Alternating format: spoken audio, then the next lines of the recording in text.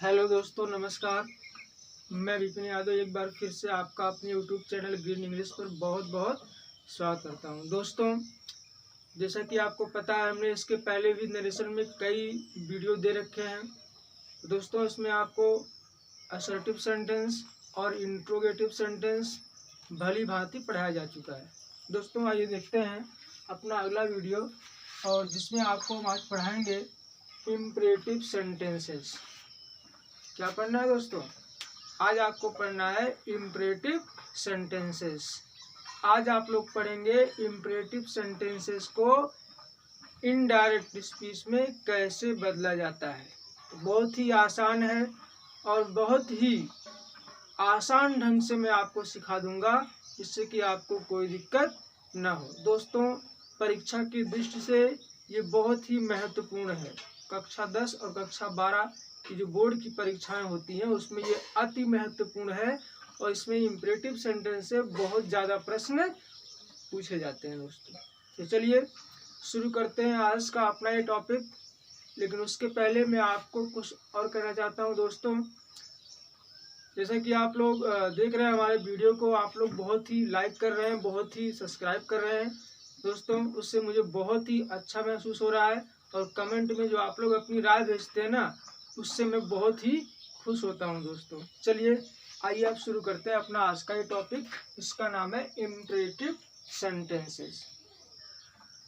तो दोस्तों, सबसे पहले आप लोगों को समझना है कि इम्परेटिव सेंटेंस है क्या, इम्परेटिव सेंटेंस कहते किसे हैं। तो दोस्तों, हमने कुछ मेन पॉइंट जो है यहाँ पर इसके नीचे लिख दिए हैं।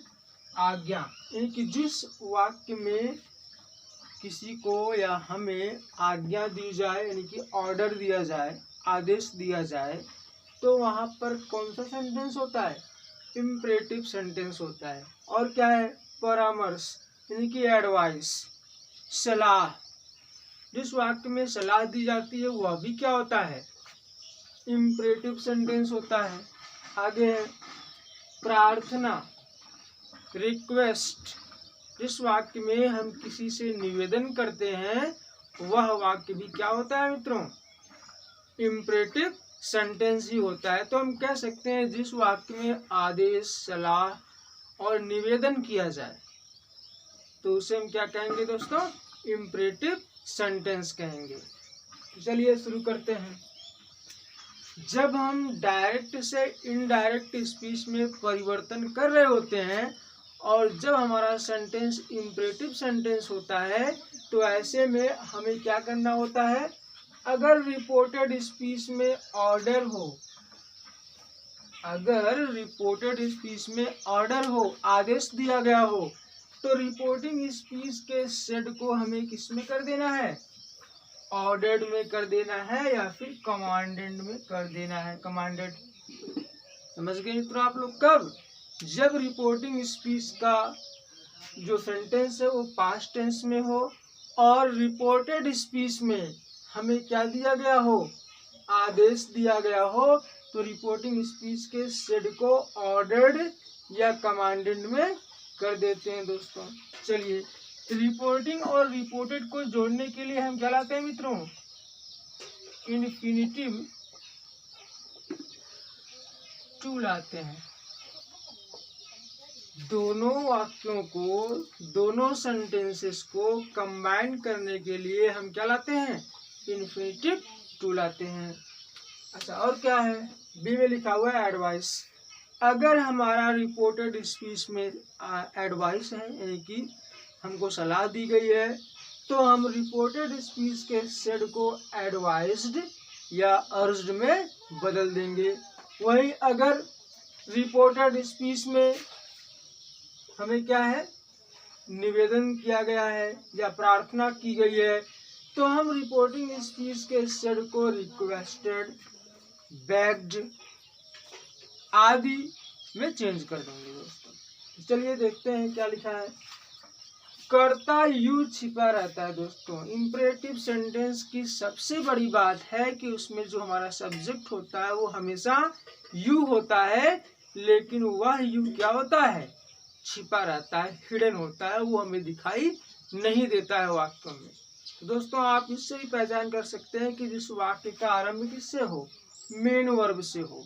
जब वाक्य का आरंभ मेन वर्ब से हो तो उसे हम क्या समझेंगे, इम्परेटिव सेंटेंस समझेंगे। चलिए इसमें हमने कुछ एग्जाम्पल्स दे रखे हैं। जैसे देखिए लिखा है, the master said to his servant, मालिक ने अपने नौकर से कहा। The master said to his servant, bring me a cup of milk, मुझे एक कप दूध ले आओ। ब्रिंग माने क्या होता है दोस्तों, ले आना। ब्रिंग मीन्स क्या होता है दोस्तों, ले आना। अब आप देख सकते हैं कि यहाँ पर वाक्य की शुरुआत मेन वर्ब से है, अर्थात इसमें सब्जेक्ट हमें नहीं दिख रहा है, लेकिन सब्जेक्ट है। कौन सा सब्जेक्ट है, यू है, और जो क्या है, छिपा हुआ है। तो अर्थात यहाँ पे जो आप देख पा रहे हैं वाक्य का आरंभ किससे है, मेन वर्ब से है। तो हमारा सेंटेंस क्या होगा दोस्तों, इम्परेटिव सेंटेंस हो गया। चलिए इसका हम लोग करते हैं इनडायरेक्ट स्पीच में परिवर्तन। The master said to his servant, मालिक ने नौकर से कहा, bring me a cup of milk, मुझे एक कप दूध ले आओ। अब मालिक नौकर को क्या देता है, सबको पता होगा कि आदेश देता है। अर्थात इस रिपोर्टेड स्पीच में हमें क्या दिया गया है, आदेश दिया गया है। और जब हमें आदेश दिया गया है तो हमें सेड टू को किस में कर देना है, आदेश होने पर ऑर्डर्ड में या फिर कमांडेड में कर देना है। तो चलिए हम लोग ऑर्डर्ड कर देते हैं। द मास्टर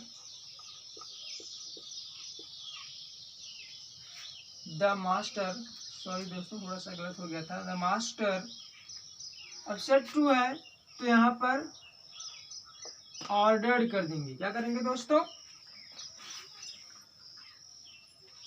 सेड टू को यहाँ पे हम लोग ऑर्डर्ड में बदल देंगे। आगे हमारा ऑब्जेक्ट है his servant. The master ordered his servant, the master ordered his servant. अब आप देखेंगे ये हमारा रिपोर्टिंग स्पीच है और ये रिपोर्टेड है। दोनों को इनडायरेक्ट में हमें कंबाइन करना है, तो जोड़ने के लिए इन्फिनिटिव टू लाएंगे। तो यहाँ पे हम लोग क्या लाते हैं, इन्फिनिटिव टू। आगे है ब्रिंग मी, तो ब्रिंग को ऐसे लिखना है, इसको इस्तेमाल कर देना है। मी है कौन सा पर्सन, फर्स्ट, सब्जेक्ट के अनुसार मास्टर, इसके लिए हम ही लिख सकते हैं प्रोनाउन। तो आई, माई, मी और ही, हिज, हिम हो जाएगा। तो ब्रिंग हिम, या आप यहाँ मास्टर भी लिख सकते हैं, bring him a cup of milk, full stop कर देंगे। दोस्तों आपका जो सेंटेंस था, the master said to his servant, क्या था, the master said to his servant bring me a cup of milk. और इसका जो इनडायरेक्ट हुआ, the master ordered his servant to bring him a cup of milk. दोस्तों आगे देखते हैं। अगला जो हमारा डायरेक्ट स्पीच दिया गया है, the teacher said to the boy, the teacher said to the boy sit down. दोस्तों यहाँ पर भी हमें क्या दिया गया है, आदेश ही दिया गया है। तो the teacher ordered the boy, आगे हमें जोड़ देना है इन्फिनिटिव टू से, और सिट डाउन। दोस्तों सेम टू सेम दोनों जो हमारे सेंटेंसेस है बिल्कुल आसान है। आपने देखा कितने आसानी से बन गए। यानी कि जब आपका रिपोर्टेड स्पीच में ऑर्डर हो, आदेश दिया गया हो, तो ऑर्डर्ड हो जाता है या फिर कमांडेड हो जाता है। और दोनों सेंटेंसेस को कंबाइन करने के लिए दोस्तों हम क्या करते हैं, दोनों को इन्फिनिटिव टू से जोड़ देते हैं दोस्तों। तो दोस्तों आपने देखा लिखा था, the teacher said to the boy sit down, the teacher ordered the boy to sit down. दोस्तों इसके आगे एक और छोटी सी नोट दी गई है, जिसमें लिखा है डोंट से प्रारंभ होने वाले वाक्यों में सेड को फॉरवर्ड में बदल सकते हैं आपकी मर्जी। कैसे, देखिए। The teacher said to the boys do not abuse anyone. अध्यापक ने लड़कों से कहा किसी को गाली मत दो। अब देखिए इसका जवाब इनडायरेक्ट में परिवर्तन करेंगे तो क्या हो जाएगा, द टीचर।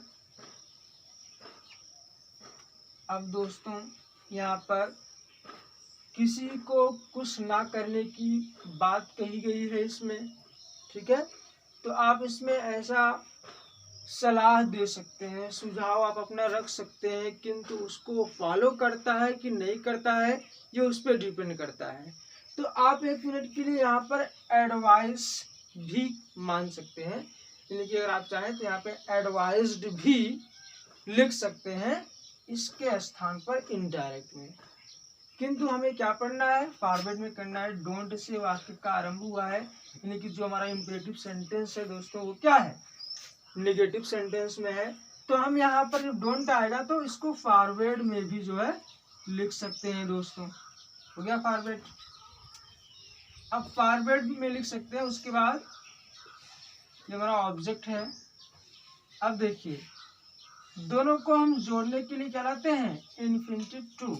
अब जब यहाँ पर फॉरवर्ड हो गया तो ये हमारा जो डोंट है ये यहाँ से निकल जाएगा, और अब्यूज एनीवन, अब्यूज एनीवन दोस्तों ये हमारा हो गया इनडायरेक्ट स्पीच। दोस्तों इसको हम एक तरह से और भी लिख सकते हैं, कैसे, आइए देखते हैं कैसे लिख सकते हैं इसको हम। The teacher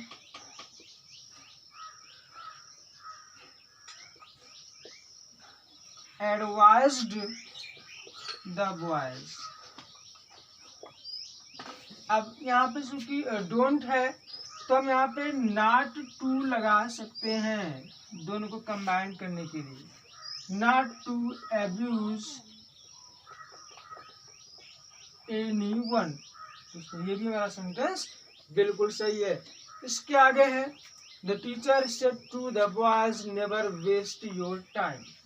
the teacher said to the boys never waste. Never का मतलब भी नहीं होता है, कभी नहीं, आप जानते होंगे। तो ये भी हमारा सेंटेंस बिल्कुल निगेटिव है। हाँ दोस्तों, तो आइए आप जब इसका इंडायरेक्ट करेंगे तो the teacher forward the boys, never है हमने फॉरवर्ड कर दिया तो नेवर हट जाएगा यहाँ से, और टू वेस्ट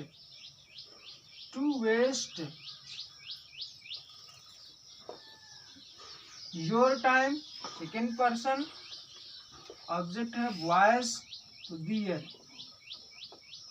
टाइम। क्योंकि दोस्तों तुम्हारा क्या है, बहुवचन है, प्लूरल है, तो इसके लिए हम दे लाएंगे, और दे क्या जाएगा दोस्तों, दियर। अगर बॉय होता तो यहाँ पर क्या होता है,